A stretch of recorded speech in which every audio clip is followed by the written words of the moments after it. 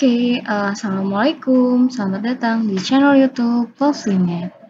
Di video kita kali ini kita akan bersama-sama mempelajari tentang percobaan, ruang sampel, dan kejadian. Sebelum kita mulai, jangan lupa klik tombol subscribe, like, and share ke teman-teman kalian ya, agar video ini semakin bermanfaat. Lanjut. Tujuan pembelajaran kita kali ini, Ananda dapat menentukan ruang sampel dari sembarang kejadian, sekaligus menentukan anggota kejadian dari percobaan acak. Ada beberapa hal penting yang perlu dipahami saat mempelajari tentang bab peluang ini. Yang pertama adalah istilah dari percobaan. Percobaan dalam studi peluang. Percobaan dalam studi peluang didefinisikan sebagai suatu proses dengan hasil dari suatu kejadian bergantung pada kesempatan. Jadi dia sangat bergantung pada kesempatan. Nah, ketika percobaan diulangi, ketika melakukan percobaan yang diulangi, hasil-hasil yang diperoleh tidak selalu sama, walaupun dilakukan dengan kondisi yang tepat sama dan secara hati-hati. Nah, percobaan ini disebut dengan percobaan acak.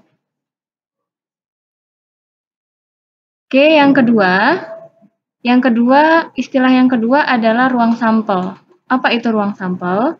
Ruang sampel adalah himpunan dari semua hasil yang mungkin dari suatu percobaan. Nah, himpunan-himpunan dari semua hasil yang mungkin dari suatu percobaan itu tadi disebut dengan ruang sampel. Ruang sampel dinotasikan dengan huruf S kapital. Jadi ada S kapital, itu namanya ruang sampel. Banyaknya elemen ruang sampel dinyatakan dengan NS. Jadi ada N, S, itu namanya ruang sampel. Istilah yang ketiga, ada yang dikatakan dengan kejadian atau peristiwa. Kejadian atau peristiwa itu adalah himpunan bagian dari ruang sampel. Jadi merupakan himpunan bagian dari ruang sampel. Biasanya dinotasikan dengan huruf kapital seperti A kapital, B kapital, C kapital, dan seterusnya. Huruf apapun A sampai Z, kecuali S ya, karena tadi S sudah digunakan untuk notasi ruang sampel. Banyaknya elemen kejadian A dinyatakan dengan NA, kemudian banyaknya elemen kejadian B itu dinyatakan dengan NB, dan sebagainya. Itu tadi adalah 3 istilah penting yang wajib kita ketahui sebelum mempelajari peluang lebih lanjut. Yang pertama percobaan, yang kedua ruang sampel, dan yang ketiga adalah kejadian atau peristiwa. Anak-anak ibu silakan mencatat hal-hal yang penting ini di catatan kalian atau di LKPD yang sudah diberikan oleh ibu ya.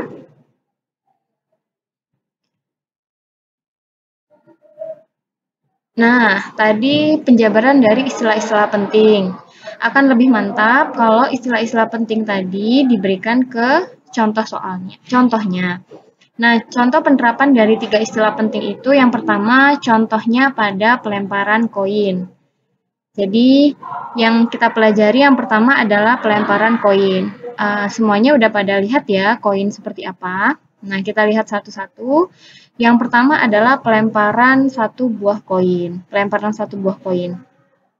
Jadi, sebuah koin dilempar ke atas. Setelah jatuh, maka kemungkinan sisi yang muncul paling atas adalah gambar atau angka. Jadi ini koinnya, koin 500. Kalau yang Garuda itu kita sebut dengan gambar. Atau yang angka 500 ini kita sebut dengan angka. Nah, ini kan kayak kita menonton suatu pertandingan sepak bola. Itu setiap memulai pertandingan itu dimulai dengan dilemparkan sebuah koin ya. Grup mana yang menendang duluan. Nah, koin yang ini kita sebut gambar, kemudian yang ini kita sebut dengan angka. Nah, ketika ini dilempar, maka sisi yang muncul itu, kalau nggak muncul angka, dia muncul gambar. Hanya salah satu kan, kalau nggak angka ya pasti gambar. Nah, kejadian munculnya gambar, kejadian munculnya angka, keduanya itu disebut dengan ruang sampel. Jadi, ruang sampel dari percobaan tersebut adalah munculnya gambar dan munculnya angka. Jadi, G, A. Dan jumlah anggotanya ruang sampel ada 2. Jadi kan tadi munculnya gambar sama munculnya angka. Jadi ada berapa kejadian yang muncul? Ada 2. Maka ditulisnya NS sama dengan 2. Oke, tidak ada masalah ya. Jadi ada gambar sama ada angka. Nah, itu untuk pelemparan satu koin. Nah, kemudian kita lanjut ke pelemparan 2 buah koin sekaligus. Nah, kalau tadi yang dilempar itu 1 koin, kalau yang ini yang dilempar itu 2 buah koin sekaligus. 2 buah koin dilempar ke atas secara bersamaan. Maka kejadian yang mungkin terjadi adalah sebagai berikut. Oke, muncul yang pertama, itu kejadian muncul yang pertama adalah angka sama angka. Angka-angka, koin satunya muncul angka, koin keduanya juga yang muncul angka. Jadi kejadian yang pertama itu kejadian munculnya angka pada koin 1 dan munculnya angka pada koin 2. Yaitu kejadian yang mungkin terjadi. Bisa jadi juga kejadian yang mungkin terjadi adalah munculnya angka pada koin 1 dan munculnya gambar pada koin 1. Jadi bisa angka gambar. Atau munculnya gambar pada koin 1 dan si angka pada koin 2. Jadi gambar angka. Atau bisa kedua-duanya gambar. Jadi gambar sama gambar. Maka jadilah gambar-gambar. Nah, berapa banyak kejadian yang terjadi ketika ada 2 buah koin yang dilempar sekaligus? Ada 1, 2, 3, 4. Maka ada 4 kejadian yang mungkin terjadi ketika ada 2 buah koin yang dilemparkan secara sekaligus atau secara bersamaan. Ini tadi mendapatkan ruang sampelnya dengan cara dicacah. Nah, untuk mendapatkan ruang sampel, selain dengan menggunakan pencacahan seperti ini, kita juga bisa menggunakan diagram. Nah, ini ada contoh menggunakan diagram untuk menentukan ruang sampel. Nah, ini cara membaca diagramnya. Ini angka gambar pada koin pertama, kemudian ini angka gambar pada koin kedua. Sehingga ketika ketika 2 koin dilempar secara bersamaan, maka yang muncul itu angka-angka, angka gambar, gambar angka, atau gambar-gambar. Sama kan tadi? Sama kita mendapatkan ruang sampel dengan cara pencacahan ataupun dengan cara diagram. Jadi ada berapa? Ada 4. Nah, atau juga bisa menggunakan tabel. Jadi untuk menentukan ruang sampel pada pelemparan 2 buah koin, kita juga bisa menggunakan tabel. Nah, ini koin 1, ini Ibu bilangnya ditulisnya mata uang, tapi maksudnya koin ya, sama. Mata uang atau koin itu sama. Nah, di koin yang pertama itu ya kejadian yang muncul kan bisa angka atau gambar. Koin yang kedua juga bisa angka atau gambar. Nah, maka kejadian yang muncul angka-angka, angka gambar, gambar angka atau gambar-gambar. Nah, jadi kesimpulannya apa dari pelemparan 2 buah koin tadi? Ada 4 kejadian yang mungkin muncul, maka NS-nya sama dengan 4. Oke. Nah, itu tadi untuk pelemparan 2 buah koin. Nah, sekarang untuk pelemparan 3 buah koin sekaligus. Nah, di sini 3 buah koinnya kita lemparkan sekaligus. Sama seperti 2 buah koin tadi, untuk menentukan ruang sampel pada pelemparan 3 buah koin sekaligus, itu kita bisa menggunakan diagram garis seperti ini. Nah, cara membacanya, ini angka gambar pada koin 1. Kemudian ini angka gambar pada koin 2. Kemudian ini angka gambar pada koin 3. Oke. Nah, kejadian yang muncul itu bisa angka. Jadi koin pertamanya angka, koin keduanya angka, koin ketiganya juga angka. Maka angka. Jadi kalau 3 buah koin dilempar sekaligus nih, nah, yang muncul bisa ketiga-tiganya itu angka.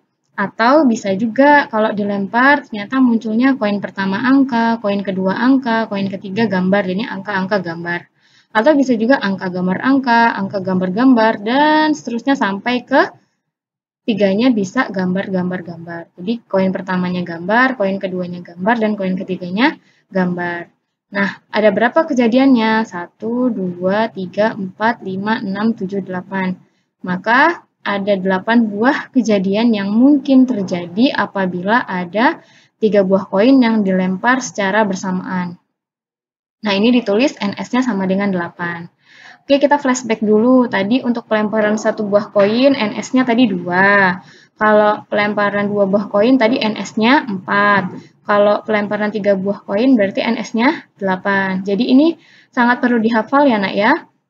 Jadi ini kalau bisa ini di dalam kepala. Jadi kalau misalnya untuk pelemparan koin, ruang sampelnya tadi 2 untuk pada 1 koin, kemudian 4, dan ini 8.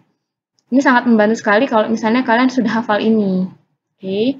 Nah, kalau misalnya diambil polanya, diambil rumusnya, maka ruang sampel pelemparan K koin NS sama dengan 2 pangkat K. Ini maksudnya gimana? Ini maksudnya misalnya tadi kalau 1 koin berarti kan K-nya 1, berarti NS-nya sama dengan 2 pangkat 1. 2 pangkat 1 berarti sama dengan 2. Kalau misalnya K-nya 2, berarti 2 koin nih, maka NS-nya sama dengan 2 pangkat 2, berarti 4. Kalau koinnya 3, berarti K-nya sama dengan 3, berarti jadinya 2 pangkat 3 sama dengan 8. Nah, kalau misalnya nanti 4 koin yang dilempar secara bersamaan, berarti K-nya sama dengan 4, berarti 2 pangkat 4 sama dengan 16, begitu seterusnya. Oke, itu contoh untuk koin. Nah, kita lanjut ke dadu ya. Dadu. Oke, anak-anak ibu udah tahu dadu kan? Sudah pernah lihat dadu ya? Dadu itu bentuknya kubus. Ini kan kalau misalnya pernah main ular tangga, itu kan ada pelemparan menggunakan dadu. Dadunya 1. Atau pernah main ini monopoli, itu juga menggunakan dadu. Tapi dua buah dadu yang dilempar sekaligus kalau monopoli. Atau dulu pernah lagi musim-musimnya permainan Get Rich, nah itu juga menggunakan dadu. Nah, di sini kita menggunakan alat bantu dadu itu untuk membantu kita dalam mempelajari peluang ya. Nah, di sini kita mulai dari pelemparan 1 buah dadu. Nah, hasil-hasil yang mungkin dari percobaan melambungkan sebuah dadu adalah munculnya sisi dadu dengan mata dadu 1, mata dadu 2, mata dadu 3, mata dadu 4, mata dadu 5, dan mata dadu 6. Jadi kan kalau misalnya kita lempar 1 dadu, yang mungkin keluar itu mata 1, atau mata 2, atau mata 3, mata 4, mata 5, atau mata 6. Nah, jadi berapa ruang sampelnya? Nah, tadi kan munculnya ada 6 kejadian ya, munculnya angka 1, munculnya mata dadu 1, 2, sampai 6. Maka di sini NS-nya atau banyaknya ruang sampel itu ada 6. Nah, ini kembali Ibu ingatkan untuk dihafal. Kalau pelemparan 1 dadu, maka ruang sampelnya itu sama dengan 6. Oke, kita lanjut ke pelemparan 2 buah dadu. Nah, kalau tadi dadu, sekarang 2 dadu, yang permainan monopoli tadi. Perhatikan tabel kemungkinan munculnya mata dadu dari kedua dadu. Nah, ini akan lebih mudah untuk menentukan ruang sampel yang terjadi pada pelemparan 2 buah dadu sekaligus. Nah, ini dadu yang pertama. Ini dadu yang pertama. Dadu yang pertama mata dadunya 1, 2, 3, 4, 5, 6. Dadu yang kedua mata dadunya juga sama 1, 2, 3, 4, 5, 6. Jadi kan kalau kita main monopoli atau itu kan kalau kita lempar tetek, maka yang muncul itu 1-1 gitu kan, atau 1-2, atau 1-3, atau dan seterusnya sampai 1-6. Nah, atau bisa jadi 21, 22, 23, 24, 25, 26, dan seterusnya. Dan yang paling besar itu kalau kita dapat angka 66, gitu kan? Nah, apakah ada kejadian lain yang akan kita lihat ketika 2 buah dadu dilemparkan sekaligus? Nah, tidak ada. Berarti ada berapa semua kejadian ini? Kita hitung 1, 2, 3, 4, 5, 6. 6 kali 6 berarti ada 36 kejadian. Nah, maka NS pada pelemparan 2 buah dadu ini nggak ditulis di sini, tapi bisa kalian catat di LKPD kalian. Maka di sini NS-nya sama dengan 36.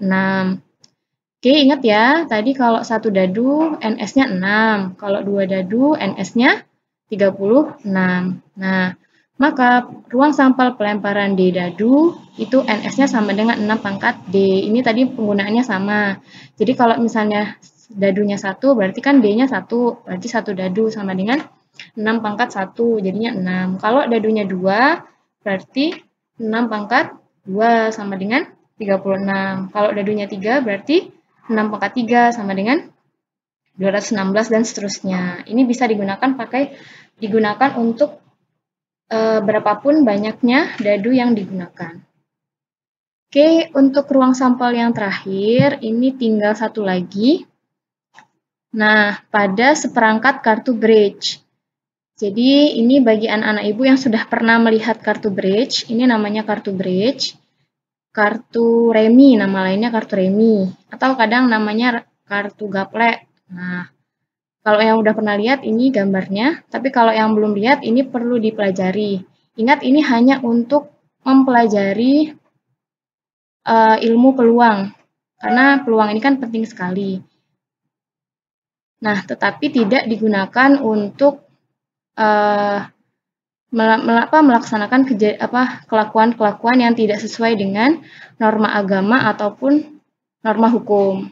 Tahu sendiri ya, kalau misalnya perjudian itu walaupun dia menggunakan remi, tapi itu sangat dilarang oleh agama maupun negara. Jadi ini hanya digunakan sebagai alat bantu dalam mempelajari peluang.